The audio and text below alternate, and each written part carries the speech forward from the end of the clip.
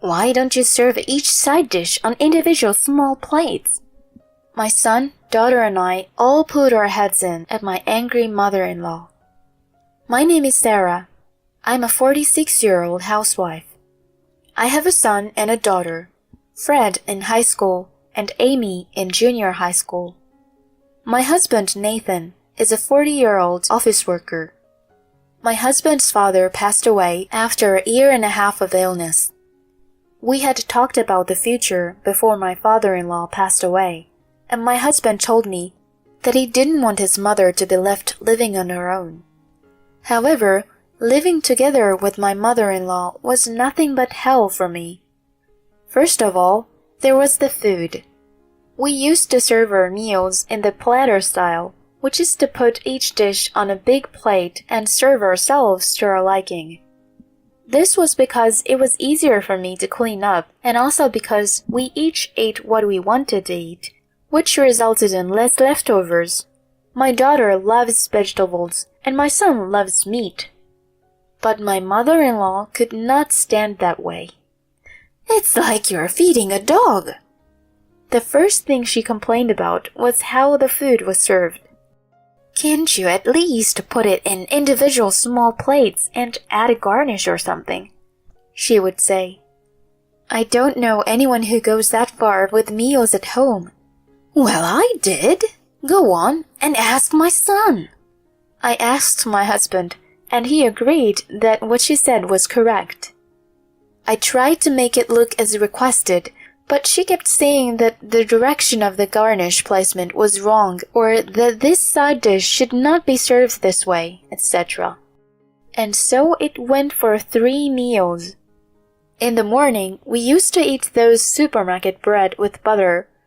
"I can't believe you serve bread with all those additives. Can't you prepare something better than that?" she would say. "What about salad and fruit?" One after another, she orders me like that. And every time she did that, I would say, "I really can't imagine anybody that goes to such lengths at home." But every time my mother-in-law would repeatedly follow with, "I used to do it. Ask my son." When I asked my husband about it, he said he was sure she had done it. And it doesn't stop there. "Why don't you wash the screens?" Her monthly phrase is said as always. "Don't you wax the floor once a month?" If I followed all these rules, I would have to get up at 4 a.m. and go to bed after midnight. I was exhausted. I couldn't take it anymore. "I can't believe that you've done all this," I mutter. "You're a housewife, right? You're supposed to be the keeper of the house, keeping it clean and preparing meals perfectly. Otherwise, you're nothing but parasite, sucking off my son's money," she would scold me. A parasite? That's terrible. That's a terrible thing to say to a person. I don't need to say this, but my husband is totally incapable of doing housework. So we couldn't share the cleaning, laundry, or meal preparation, and I have been in charge of all of them. When I invite him out for dinner, both my mother-in-law and my husband say, "Eating out is too tiring." So, naturally, we have to eat at home. I have to do cleaning, laundry, and daily routine that my mother-in-law asks me to do, and I had no time to relax. If I mention even the slightest complaint, "What are you saying? All I can say is that you're trying to be lousy. If you don't want to be called a parasite, just do it properly." I received my mother-in-law's attack of words at once. I felt my patience running out, so I asked my husband again. "Your mother-in-law says that, but I don't think there is enough time to do everything she says. Did your mother really do everything?" My husband rubs his chin as if recalling. "Yes, she sure did. We each ate with small bowls of side dishes, and I remember there were several kinds of bread. I mean, I've seen my mom do it, so it's hard to tell what a child likes and dislikes when it's on a big plate, and it's hard to get them to eat properly. So I guess Mom's right. Anyway, what she says is correct, so make sure to listen to her. He says, No, he can't be serious. There's not enough time to get all of it done. Just as I was thinking that, an incident happened. I went shopping with my husband, and when we came back, there was a reform contractor at our house. What are you doing? We're blocking the ventilation fan in the bathroom, my mother-in-law said. What? I had no idea what she was talking about, so I let out a crazy voice. Sure enough, the man had put something like a board on the fan. Wait, if you do that, the smell will be trapped. That's impossible. Then my mother-in-law continued, Whose fault is it that I have to do this? Huh? What? Me? My voice cracked. Yes, it's your fault. I don't get it at all. What? I've never done anything to the toilet. No matter how many times I warn you, you only clean it once every 2 days. Huh? Huh? If you clean it every day, it shouldn't smell. In other words, we wouldn't need a ventilation fan. I told you so many times, but you wouldn't listen. So I decided to make an environment where you'd have to clean it. Huh? Huh? I was so shocked that I dropped the shopping bags in my hands. Hey, Nathan, this is just a dream. It's a nightmare. I shuddered and pointed at the scene to my husband, who was standing beside me. No way. That's too much, Mom. I nodded my head in agreement with my husband. That's what was supposed to happen. But... What? What? My husband scratched his head in annoyance. If my mother is saying the truth, why don't you clean it every day then? Then he sighed.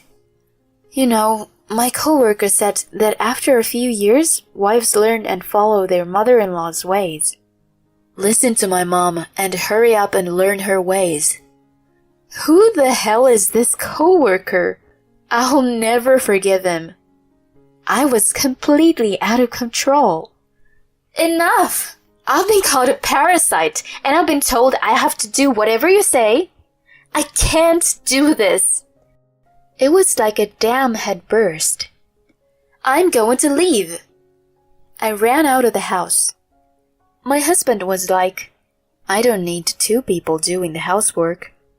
My mother-in-law was like, I'm glad we got rid of the parasite. I was worried about my son and daughter, but they are old enough to understand the situation.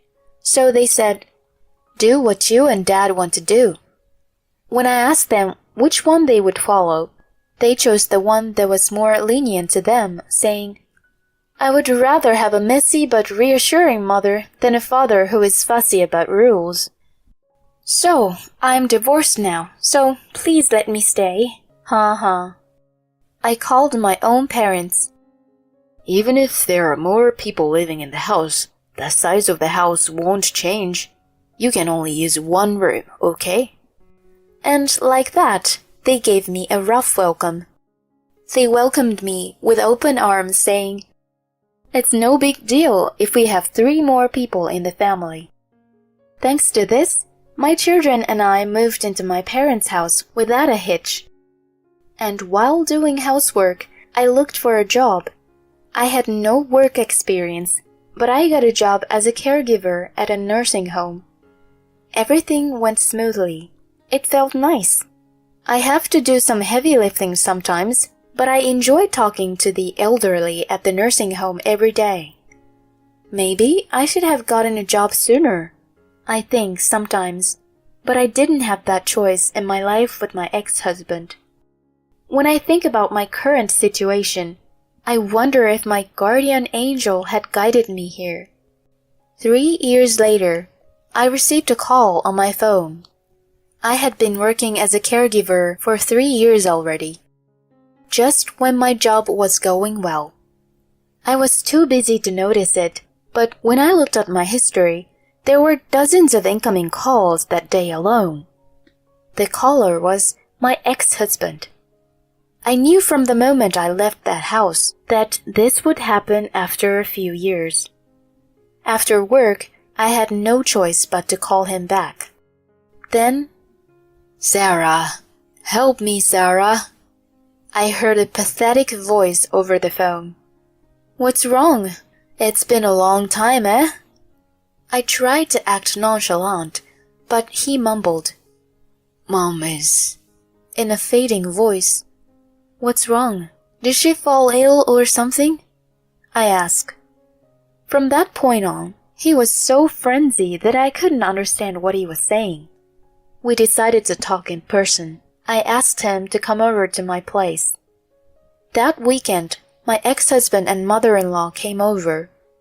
Those two, myself, my daughter, my son, and my parents sat around the table. My mother-in-law's back was straight as always. The first thing she said was, "I don't mind if you don't come back." Then why did you come here? I thought to myself, but my ex-husband stopped her. "Actually, we are here to..." My ex-husband opened his banking app and showed us the balance of $13. I bursted out laughing. "Oh my gosh, it's less than my hourly pay," my son said. "You weren't a spendthrift, were you? When we got divorced, you had about $60,000 in savings," I asked. "That's right, but then, as soon as you were gone, the money disappeared." I guess my husband finally figured out what was really going on. "Haven't you been secretly using up the money?" My mother-in-law still refuses to accept her position, tries to put the blame on me. "Of course not. You know where all the money went, don't you?" I looked at the balance in the bank account and my mother-in-law's face alternately. My mother-in-law stammered. This mother-in-law is a jerk to ask me if I haven't used the money, even though she knows that she's been spending it herself. While I thought that, I snicker and say, "You finally noticed?" to my ex-husband. Now, it's time to break the story. When we divorced and I left the house, I actually was thinking, if I leave, this house will fall apart within a few years. Let's take the time to explain. Huh? My mother-in-law raised her voice as if she had no idea. First of all, we'll have some variety of freshly baked bakery bread and pastries in the morning. You've just been cutting them to serve. Salads and fruits are brought cut up and put on the plate as well. 100% fresh juice is bought in a carton. And for lunch and dinner, it's a simple job of plating the prepared foods bought at the deli section. Even during the holiday gatherings, I've noticed. It was all from that luxury supermarket nearby. The food from that deli section has the garnish, right? My mother-in-law is still thinking of possible excuses she could make. I've put each one on individual small plates and bowls, unlike you. Does that mean you've done it just by plating them? That's not right. My mother-in-law choked on her words. I continued. And about cleaning the screens and waxing. I don't think those were amateur cleaning techniques. What? This time, it was my ex-husband who raised his voice in surprise. Then, Mom, how did you? It's written in the bank history, isn't it? There, once a month, on a regular basis, were the words house cleaning. You left the screens and wax to the house cleaners, right? Mother-in-law, that's not doing anymore. I questioned my mother-in-law sternly. Then my mother-in-law started mumbling something like, I was just trying to keep the house neat. I sighed. What was your father's job again? A lawyer. Well, a lawyer's wife should be able to live with such extravagance. I mean, that's probably why you've been able to do it all this time. But now your husband passed away, And you know your son is just an ordinary office worker, right? Using a house cleaner, buy prepared foods every day. There's no way you can make it financially with that kind of lifestyle. My mother-in-law's head finally exploded at my righteous argument. I have a sensitive taste. I don't want to fill my stomach with bad food. Yes, whatever. So, don't you have more to say? I grinned and urged my husband to speak up. Perhaps the most excruciating part was that thing. My ex-husband forced out a thin voice. The bathroom. It stinks. Oh, yes. Here it comes. I shouted in joy. My parents covered their faces as their shoulders shook at my bizarre reaction. Both of them tried to look angry, but I could see that they were holding back their laughter with all their might. What? So, why do you think this happened? I tried to encourage him to say it. Because I'm the one cleaning the toilet? Nope, incorrect. Wait, but didn't your mother used to clean it every day? Why didn't you do it now? Then my mother-in-law, as if she had come to her senses, was furious. There is no way I would clean such a dirty place. That was the answer I expected. So, you already know what's the deal, don't you? Why that bathroom was cleaned every day until your father passed away. Yeah.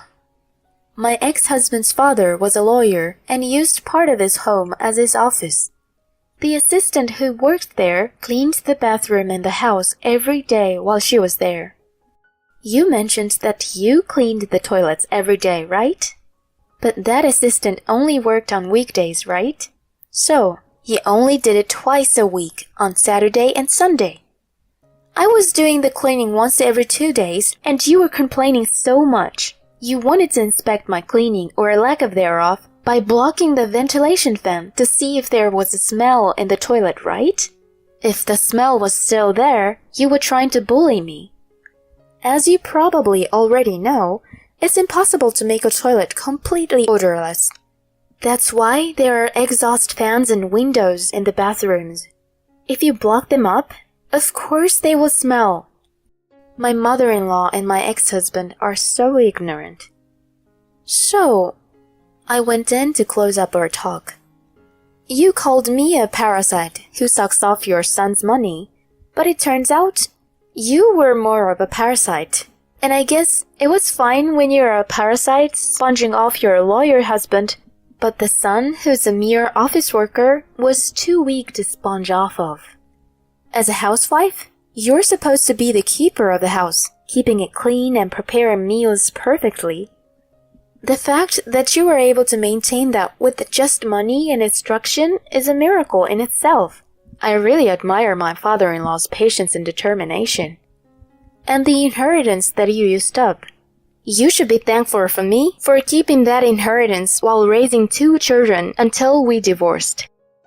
There was silence for a while, and then my ex-husband said, Mom, apologize. It's all here in the banking history. Apologize that your standard of living was wrong, that you weren't the one doing all the work, and all you did was buy the food while pretending like you did it and earn the respect. My mother-in-law is shaking with her head down. My ex-husband continued, You owe her an apology. If we don't get her to come back, this house won't stand anymore. Because you've got only $13, right? My son interrupted from the side. My mother-in-law shuddered and clenched her teeth, and she had her voice escaping from between her teeth. Please, come back. I'm sorry. Is this enough for you? I smiled back at them. No way, Jose. What? My ex-husband and mother-in-law shouted at once. I apologize to you. My mother-in-law turned her face red and shouted, but I ignored her and said, It's up to me whether I forgive you or not, and whether I go back or not. I wanted you to apologize, but I never said that I would forgive in return once you apologized. And to my ex-husband I say, there's no benefit for me to go back. You are guilty of not realizing your mother was acting wrong and putting the blame on me. Why don't you go back to your stinky bathroom and eat your luxurious deli? And with that, I kicked them out of our house. Now I'm the breadwinner, running the household with my Asian parents and my 2 children. My ex-husband left his mother when the money was all drained up. My ex-mother-in-law apparently lives in her dirty room, and people can see her garbage overflowing through the glass window of the room that once used to be her husband's office. Today, I ride my bicycle to work as always. Through this job, I met a man who is also a caregiver. He isn't a picky eater, and he is such a good eater. When I told him that we serve our food on a big plate, he laughed and said, I think I can finish it all by myself. He also is able to cook his own meals. When I visit his house, he serves me a big bowl of fried rice, his specialty. Hey, you know I'm a lady, right? But it's so delicious, I can't deny it. From now on, I want to spend a peaceful life with this man, who is able to gobble up the food from the same big plate as me.